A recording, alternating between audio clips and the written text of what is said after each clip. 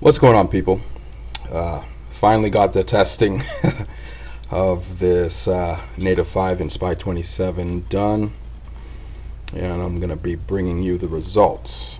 Now, everybody knows the Native 5. Anybody who is into knives that knows Spyderco knows the Native 5. It's been around for a long time. It's been around for almost as long as the Endura family, pretty much. But here's something that hasn't been around much: this SPY27 steel. Now, as far as YouTube land goes, nobody's actually put this thing through its paces other than the out of the box factory edge. And other than that, yeah, nothing. It's just blank. And I'm not going to do any specs on this. I'm just going to give you like a quick comparison. There it is, up against the Spyderco Para 3, and there you go. Yeah, so I took it upon myself to grab a model in SPY27. I didn't really want to get the Para 3 in SPY27. I wanted something different, so got the Native 5, felt it in hand. This feels great in hand, by the way, for my hand size. I got a medium hand size. It feels really great in hand for me.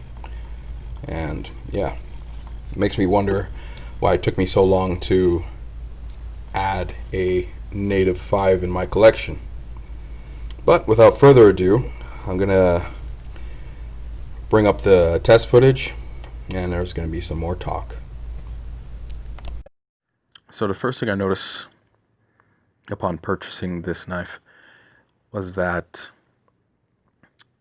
it had the belt chatter markings all across the edge, and this is my first time experiencing such an edge, and it's horrible.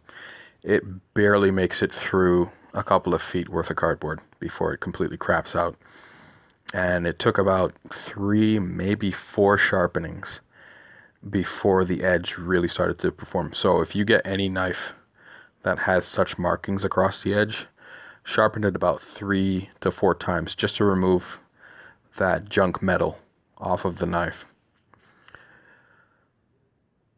So in terms of the sharpening progression that I used a Spyderco diamond rod mounted on my Edge Pro, and then I used the Edge Pro's stock polishing tapes. I believe it was a 2000 grit one,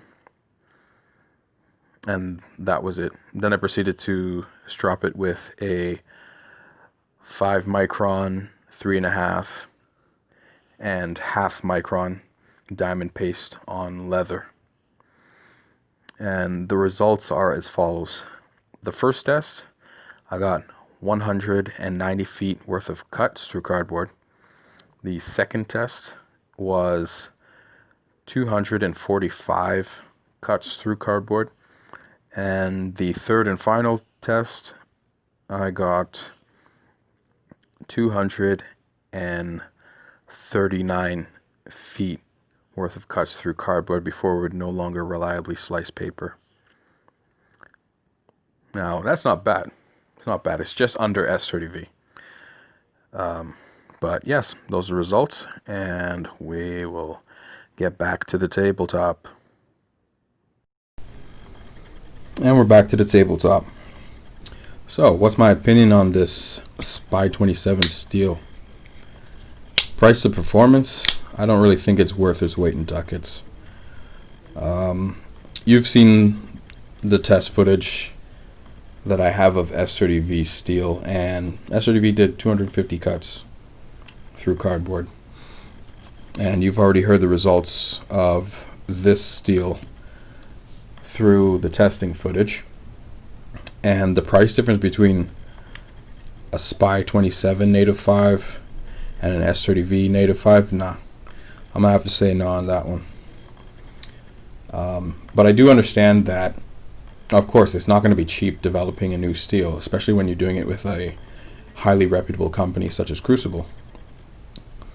And on the upside, you do get a piece of Spyderco history, and I do commend Spyderco for developing a steel of their own.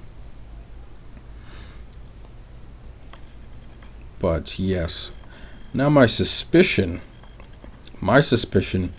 is this is Spyderco's take on S35VN.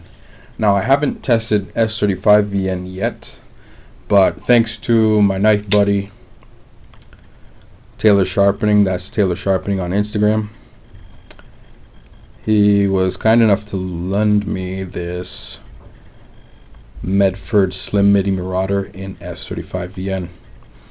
So I'll be able to do some testing with S35VN in the near future.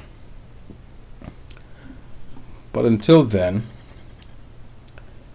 I'm actually really enjoying the Native 5. In terms of ergonomics, it's very ergonomic for my hands. I have a medium hand size, and yes, this really fits my hand very nicely.